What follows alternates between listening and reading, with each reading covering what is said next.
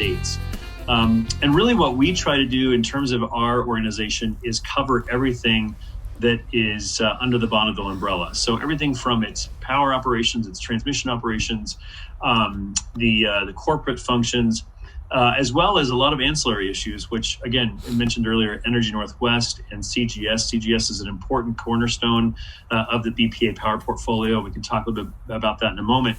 And as all of you know, or many of you know, it also Energy Northwest plays an important role in some of Bonneville's debt financing. So that's really what our focus is on. And to make it even simpler for folks, we developed this slide, which is everything that we work on really boils up to enhancing BPA's competitiveness. And when we say competitiveness, we don't mean that as specifically every dollar and cent down to doing whatever we would want to do to potentially compromise the environment. That's not what we're about. We're about in essentially keeping that competitiveness, but also keeping the values that we associate with the Federal Columbia River Power System. That means the mitigation obligations. That means the tribal relationships that are crucial and important. That means the community relations, that kind of thing. So we always kind of just have that caveat that when we talk about BPA and its competitiveness, it's not an all-cost competitiveness or an all or nothing kind of an environment. It's really about within the context of the statutes of BPA and how they operate, and with the expectations of the citizens of the Northwest. In other words, you might be able to get a cheaper price if you were to build a creosote plant to burn electricity, but we know that's not aligned with Northwest citizen values. Certainly none of us would want to live next to that. So we really try to enhance the system we have and try to protect the system that we have. And it's through two measures. It's really about reducing the costs. So we're really looking for those areas where there's opportunity to maybe not have the ratepayer of public power pay for all of the things that society expects in regards to fisheries and in regards to other expectations. And then we're also look for areas where we can boost revenues. So one of the great things about the Bonneville machine that's becoming more and more evident with the development of new market opportunities is just its ability, as you all know, talking about wind power and solar. They're great when they're on, but they're not great when they're not on. And so really looking for those opportunities where we can continue to boost those secondary revenue opportunities for BPA and ultimately its customers, which ends up translating into lower rates. So just a couple of quick highlights. I foreshadowed this, but we've got some terrific and very active members in the Tri-Cities region, folks that we can really count on to be, I'd say, stalwart supporters of a lot of the things that we work on. So Benton PUD, Franklin PUD, City of Richland, Columbia REA, Benton REA are among those that are in the region that are doorsteps away from where you all live. And certainly we always appreciate their really great working relationship with each other. It's probably, I often say to folks like Rick Dunn that it's really admirable to see utilities coordinate so closely within a region. Sometimes there are utilities that can be at loggerheads with each other, and I've always appreciated just how strongly interwoven the support for each other is in the Tri-Cities region, and just how connected they are to TriDAC and all the other aspects that the Tri-Cities community is involved in. I know you guys are Kennewick Rotary, but I often just talk very globally about Tri-Cities because I think you're a very interwoven community. And you can correct me if I'm wrong on that one, because I'm always up for being re-educated. So just a little bit about us. We're a small but mighty group. I'm always amazed at what we can accomplish. We have a real diverse skill set across economics, finance, communications, law, and as needed, outside expertise is certainly accessed by us, and we can share with you a little bit about when and how we do that. But just a really terrific team, and we all try to row the boat together. And the great news is that we never seem to be rowing in the wrong direction from each other. And maybe that's because we're a small staff, or maybe it's because of our level of commitment to our members. But I'm always just impressed at the skill and the capability of this group, including Mike Deen, who's on the phone today. So let me just share with you a little bit about the kinds of work that we do, just to get a better sense of the work of PPC on behalf of its members. We're 100% dues finance. So we exist because our public power members believe in the power of one, and the power of being a collective. And many of you may appreciate just how small some of our utilities may be in our network, and how large some of them are as well. And so banding together to be representing each other is really the focus of what we do. In fact, we just got a big win last week where we essentially proposed a settlement with Bonneville's future rates. They'll be coming up in the next rate period. And Bonneville put out some initial rate forecasts that it thought that it could do to cover its costs.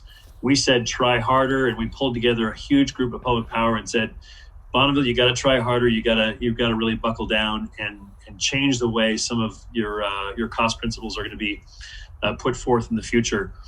And Bonneville listened to us. And so there is actually going to be around a 2% rate decrease on the power side, the first time in 10 years. The BPA will be pushing forth a rate decrease. Now, how that lands in individual communities really varies.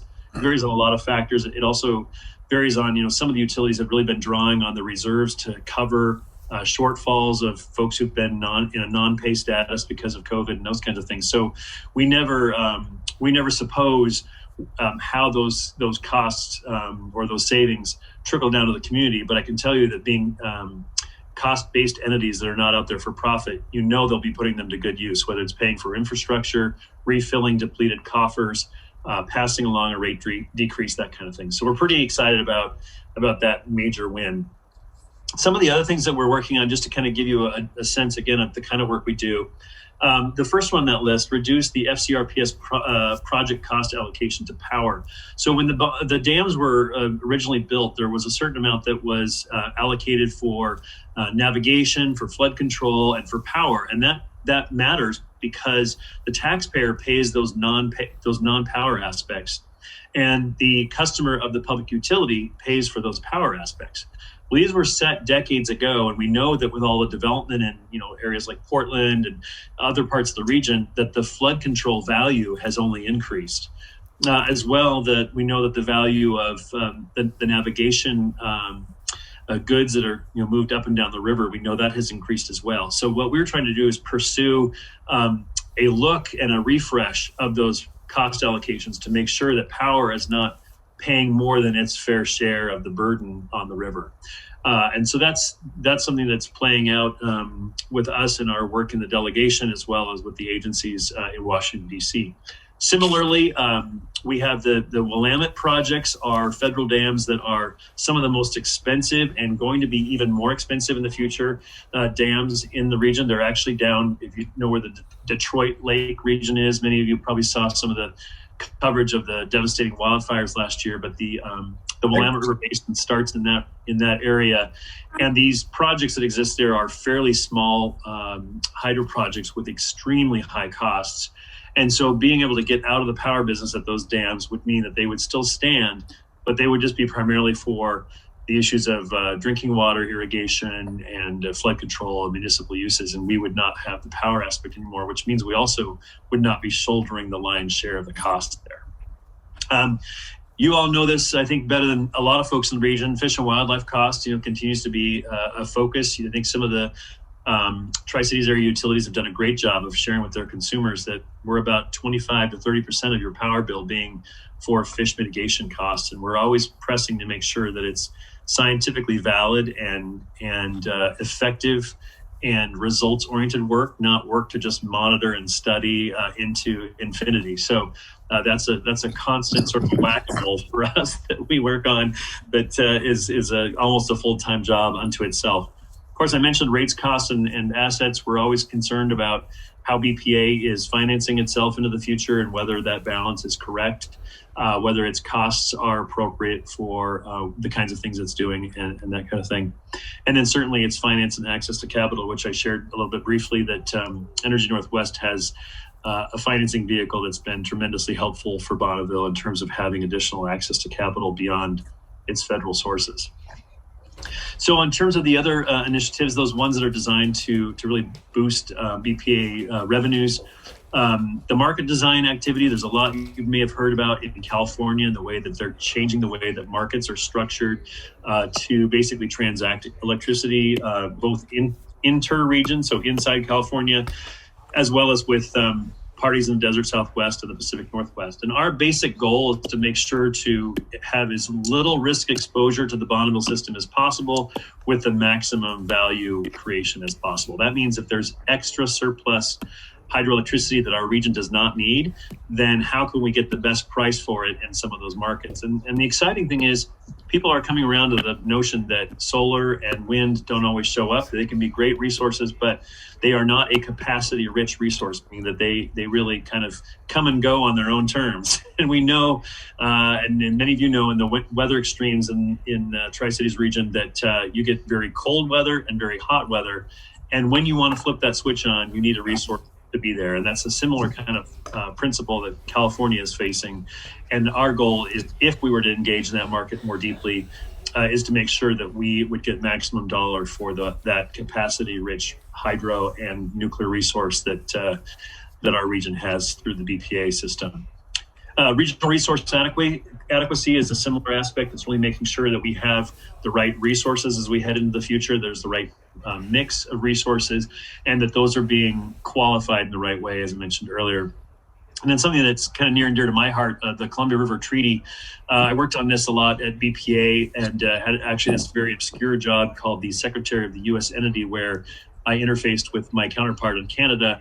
And we started the discussions about how to modernize the treaty. And I would tell you that now, as the chair of the Power Group, which is a group of utilities that's separate from PPC, but definitely has a lot of our members, we are basically pounding on the doors of the Northwest delegation and also the administration to say, we've done 7 years of trying to play the game of working with the State Department, and we've gotten nothing. And now it's time to step up the request for terminating, essentially pursuing notice of termination of the power provision of the treaty. That means they would start a 10-year clock and it would bring the Canadians to the table.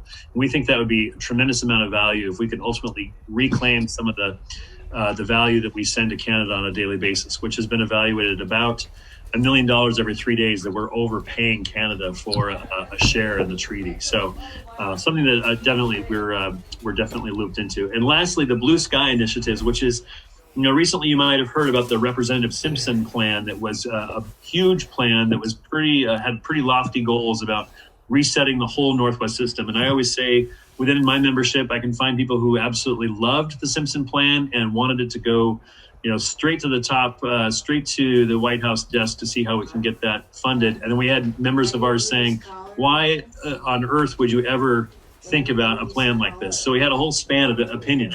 The good news is, regardless of how you fell on that scale, it really has been a kind of a catalyst for what other ideas or initiatives are we not pursuing that are worthy of pursuing. So we're engaged in that process right now, working with our membership to really identify some of those next stage or next opportunity horizons.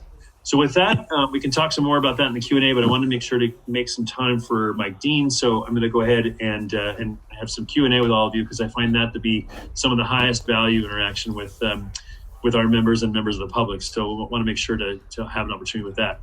So Mike, I'm going to continue to try to advance slides and have you jump in and share a little bit about your background and then what we've got to share on the technical side. Sure, thanks, Scott. And I'm mostly going to highlight a few items here on this sort of resource adequacy piece that Scott mentioned, and then a couple, sort of the role of a couple of the resources that are really in your community that are playing a crucial part in that from our perspective. And then it'd be great to just hear questions and have any discussion that the group is interested in having. But just by way of very brief background, I'm the policy director here at PPC. I've got kind of a hand in everything that we're working on from a sort of technical and economic perspective that Scott mentioned. I've been in the electric industry for about 15 years now. I actually just finished my MBA from Oregon State in business analytics. And really over the years, I've just had the opportunity to be in a lot of roles and touch a lot of different aspects of the grid and everything that goes into keeping an affordable and reliable power supply. So we just want to highlight, I think, probably in a lot of ways, the premier kind of challenge that's facing the utility community in the Northwest and really the West as a whole in the coming years is We have progressive retirements of coal-fired and natural gas-fired thermal generation that the region has relied on for decades to meet peak demands and be ready to do that. And the energy landscape is really evolving with move towards much more, new renewable forms of technology, whether it be wind, solar, other pieces. But what this means is we're really at a turning point here where we essentially have a point here, and what this graph is showing is a variety of forecasts. Some of them are steeper lines downwards than others, but everyone, there's really consensus agreement that we're rapidly entering a period where there's going to be circumstances where the system, the generators that are available may not always be adequate to meet the needs of demand under all conditions. And like I said, this is really driven by the retirement of thermal resources, primarily that are owned by the investor-owned utilities.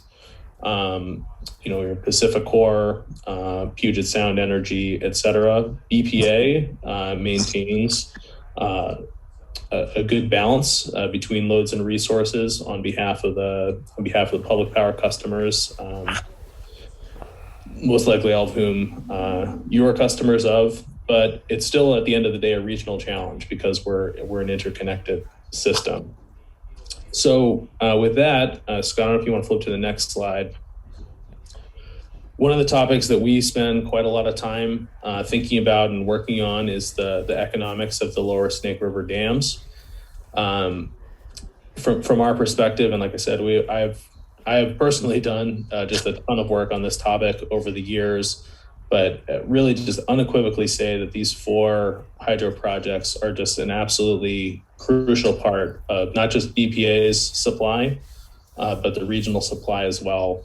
Talking about 800 plus megawatts of carbon-free energy on average every year, nearly enough to power city of Seattle, just for context of that size. Much more than that, though, even their ability to ramp up and down, meet changes in demand quickly, especially during the winter timeframe, really, really crucial to the system, and both for meeting load and integrating other resources. And another thing, you'll hear sometimes folks will say, are these expensive resources? There'll be questions about that. These are some of the least expensive, most economic resources in the Northwest system, in the country, in the world. Just unequivocally, just an amazing value and resource that these provide in so many aspects. So, while there's a lot of different perspectives around the future of those dams, we think regardless that value needs to be recognized, it needs to be understood, and everyone who's ever looked at this in depth has come to the same conclusion. Removal of one or all of these projects would result in higher costs, higher carbon, and/or lower reliability, higher chances of blackouts. So that's something we work on quite a bit in terms of analysis on an ongoing basis, and making sure that the facts are out there on those projects. Do you want to go next slide, Scott? And then similarly, felt to be great to highlight, we work very closely with Energy Northwest, which is obviously a key partner for BPA in terms of having that nuclear power supply as part of the mix there. Again, over 1,000 megawatts on an average annual basis. A huge part of BPA's ability to supply energy and capacity. Key thing about Columbia Generating Station to understand is that it's a reliable base load resource. It's there 24/7, regardless of the weather, regardless of what conditions might be on the river. It is there, and it is something that the region really relies on. And again, there's been obviously the history around the development of that project had some rocky periods, to say the least. But in terms of the current management of the project, something we pay very close attention to economically, work closely with Energy Northwest as part of their strategic planning process. But that plan has only gotten, its capacity and reliability have increased over time, and at the same time, costs have come down. So it's really been just on a great trajectory, and is also just a key part of the regional power supply. So being respectful of time, we just kind of wanted to lay out a little bit of what we do, a little bit of how we see the evolving energy landscape, and some of the key resources that are just a huge part of the regional power supply that are near you all, and that we focus on. And I think we'd be happy to take any questions or hear any discussion. Yeah, thanks for that, Mike. Yeah, we just open it up to you all. I'm not sure exactly how you typically run your Q&A session, but if you want me to, I could stop sharing the documents. We could all see each other a little bit more, and that might be better.